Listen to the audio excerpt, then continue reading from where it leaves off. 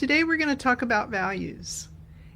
In my lead up to this, I talked about why is it that sometimes there are people who we meet and we connect deeply, quickly, and they're our best friends forever.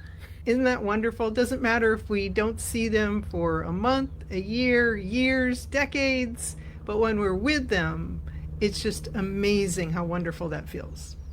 Then contrast that with the other side where there are people who we don't even want to be around. I had a friend who, when someone passed her one time, she actually left and threw up at a conference we were at. She said, "Did you see him?" And I'm like, I didn't know what she was talking about. Some people are very keenly aware. I talked in Shame about vibration, very keenly aware about disturbed people and vibration. Today we're talking about values because I think that is the source when we have that kind of vibration. There are some people who we meet, maybe marry, and then things happen, stress happens. They're not who we thought they were. Maybe they turn on us. We talk about Dr. Jekyll and Mr. Hyde. I wish that everybody, before they committed to a relationship, got to be around that other person under extreme stress.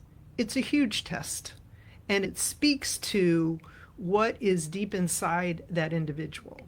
Now, all of us can learn how to handle stress better, and that's why I focus on that, because when you go into survival mode, that's really what's happening.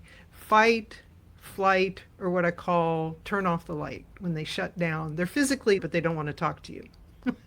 It's not very pleasant to be around any of those. You can say one thing and you can do another thing, especially under stress. If you saw the picture in the prequel for this, values are our foundation. The stronger our integrity and character, then that's where we build trust. We've talked about trust. You can't keep a facade when you're under stress. Being under stress is such a big test of who we are and who we want to be.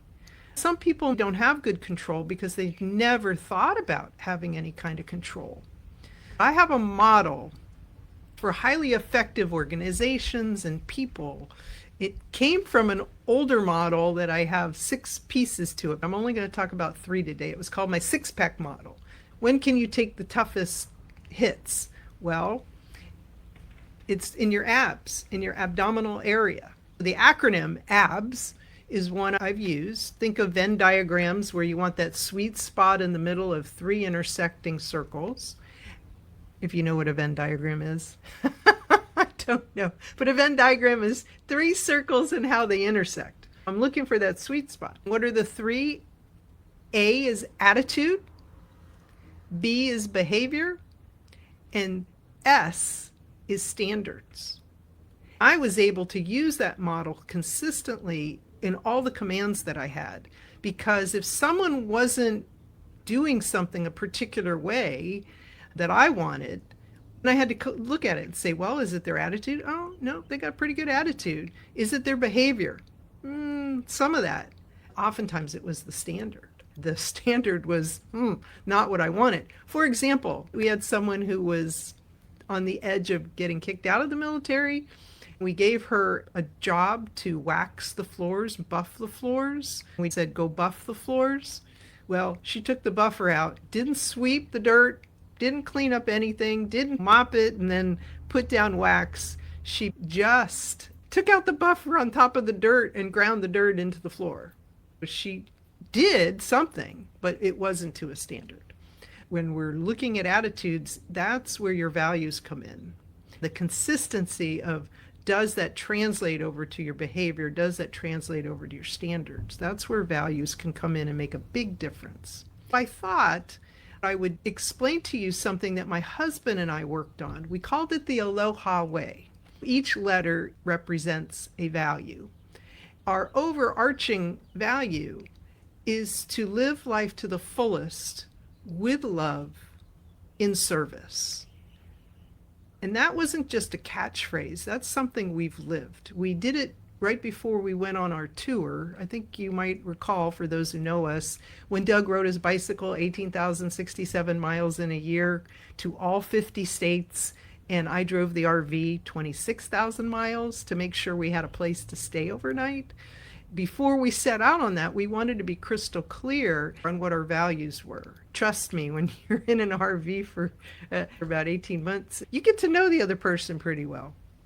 Values really play into it, and there's lots of stress, lots of different kinds of daily challenges. We created an organization, which is our LLC, Sunrise Aloha, because every day is a new beginning with love.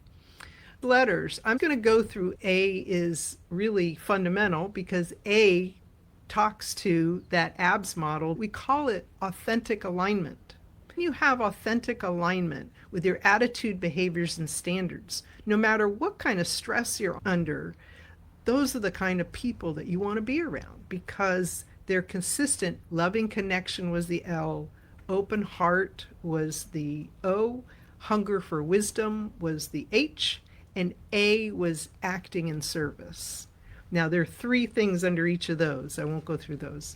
I just wanted to share that because it's important that we know who we are. Just like the picture that I showed you, it's the foundation. You have to have a firm foundation. If you don't, a crisis is not the time to figure out what's most important. When you can be consistent under stress, especially under extreme stress, then that's when you find so many people who are just amazing to be with. I will also say there's many other benefits. I'll give you one. I have been running the Veterans Day Parade for now, it's 11 years. I inherited an organization where they used to meet weekly for 9 months. Now figure out that time sink. I'm someone who I do not want to do that. I want to spend my time focusing on what's most important, not on the routine stuff. What's the exception? For the last couple years, how many meetings I've had? 3. Why is that? I've connected with people who share my values. Those values are service to others, have a great time, and how do we do something that's going to benefit us all year? There's many things they might come to me during the year. It means I have to do a lot of prep work. Then when the parade happens, it's magic. I can't possibly, as a leader, anticipate all the many things that are going on. But if I trust the people and I share the values of the people I've called to do the primary duties, it's a piece of cake. And we all are happy when we're done. We've accomplished something really wonderful. And people have responded so beautifully at the end of that. It's shared values. On personal side, same thing. Shared values. If you're looking for love and you're not clear on your values and what you want, you can have different behavioral styles. What I mean by that is some people are very active. When I go into a room, then I'm energized by the people there. There are other people who are not energized. I call them thoughtful. Other people call them introverts. They're only introverted because you haven't made them safe in that environment and share their values. Because when you make them feel safe, they can be very animated and brilliant. They usually have the answer to whatever I'm looking for, but I have to ask the right question and make them feel comfortable. Other people are very task-oriented. Some people are very people-oriented. I'm people-oriented as a tendency. We have all of these in us, but behavioral styles can mask values. If you've ever done the DISC assessment, I did that for my people. They didn't hang out because of their behavioral styles. They hung out because of their values. When we're clear on our own values, then it won't matter how much stress we're under. Because I understand that the single most powerful way to improve our relationships is to change our relationship with stress. If we don't have strong values, that's when those glaring gaps and those really ugly parts reveal themselves. We all have those parts of us that we're not necessarily proud of. But under stress, if you haven't learned how to handle it, they will be glaringly obvious. You certainly don't want it when your organization or your family or your loved ones are in a crisis. It is such an honor to be here with you to share these important concepts. I hope that in the future you think about, why is it? Is it their attitude, which reflects their values? What is it? Is it their behavior? Maybe they're clueless that it's happening. Or is it the standard? Maybe they're just not clear on the standard, because you want to give people the benefit of the doubt and ask your questions accordingly. Love being with you. Thank you so much. Aloha.